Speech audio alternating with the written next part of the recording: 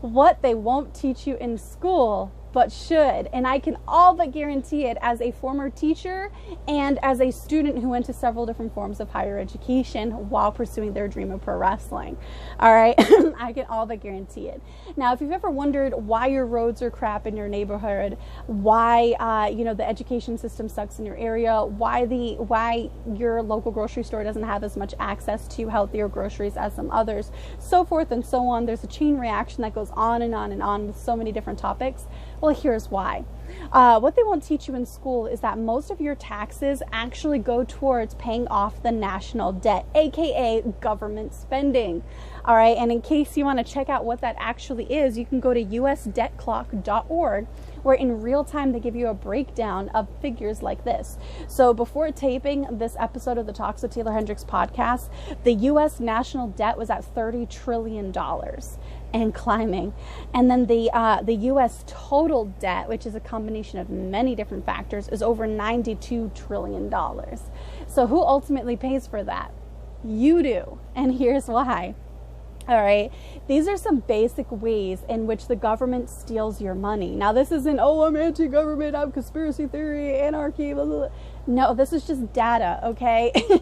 Data doesn't care about hurting your feelings. Data doesn't care if it's offensive. Data doesn't have feelings because data is simply that. It is information. It is analytics. And that's what I love about analytics so much. Like, people that get offended by analytics are just offended by the truth. And it's like, well, instead of being offended by the truth, why don't you improve your argument, improve your stance, empower yourself with knowledge? We talk about empowerment in society so much right now in America, but it's all fake empowerment. It's all tools to make people sheep and to react to what people want you to react to and to think the way they want you to think so they can control you, like mindless, heartless drones, or like sheep on their way to the slaughter and they're happily in line. It's just crazy.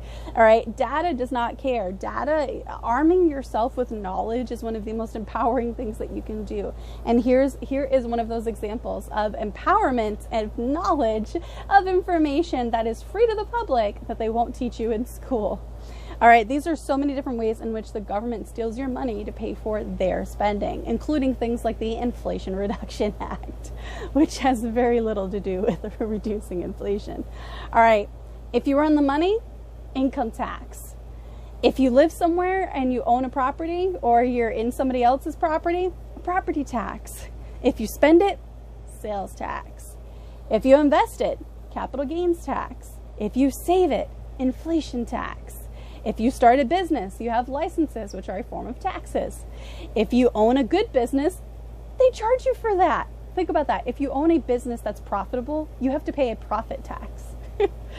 If you give it away like a gift, there's a thing called a gift tax. If you die, there's an inheritance tax and or an estate tax. And what they're also not going to teach you is the best way to avoid an inheritance tax is by putting multiple different parts of the inheritance into special trusts, aka different types of trust funds, okay? Did you guys know that the federal government does in fact have an inheritance tax? And in some parts and in some wealth brackets, that can be up to 40+%. So say, for example, you worked so hard your whole life, right? And you want to set your kids up with $1 million. Say you had a child and you want to leave them $1 million after you die. Chances are after regular taxes to the government and then after the inheritance tax, they're lucky if they see even half of that. So $500,000. And honestly, it will probably be even less than that after both tax cuts. That's insane. All your hard work and they're barely even going to get half. And did you know that not only the federal government has inheritance taxes, but also 12 states in the United States do as well? They don't teach you this stuff in school, guys. They don't. Why? Because knowledge is power, all right? These are so many ways in which the government takes your money. That's why I think it's so funny when people get so excited on tax returns, like, oh, I got this much back. And I'm like, yay, the government gave you some of your own money back that you already earned. and then people get mad at rich people and say they don't pay taxes. Rich people pay their fair share of taxes. They've just also learned the ways that the government doesn't want you to know on how to avoid certain types of taxes.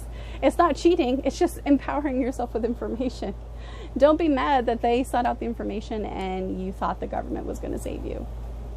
Nobody is coming to save you, which, as I drop my remote, is leading us into the last part of this podcast, which is motivation. We talk about this so much, okay? Nobody is coming to save you. Not your mama, not your best friend, not your state reps, not your federal government. Nobody is coming to save you. Everybody is going to look after their own pockets before they look after your pocket. All right. Nobody is going to just hand you this information, but there are breadcrumbs from so many different avenues and so many different successful people that can lead you to this type of information. All right. There's so many different ways in which to make yourself feel empowered legitimately, and there's so many different ways to take your life into your own hands and control your own future, your own destiny, so to speak. If you don't like where you're heading, you know you're not a tree with roots stuck in the ground. You can pick yourself up and you can go anytime you want to. It's just a matter of how bad do you truly want it, okay?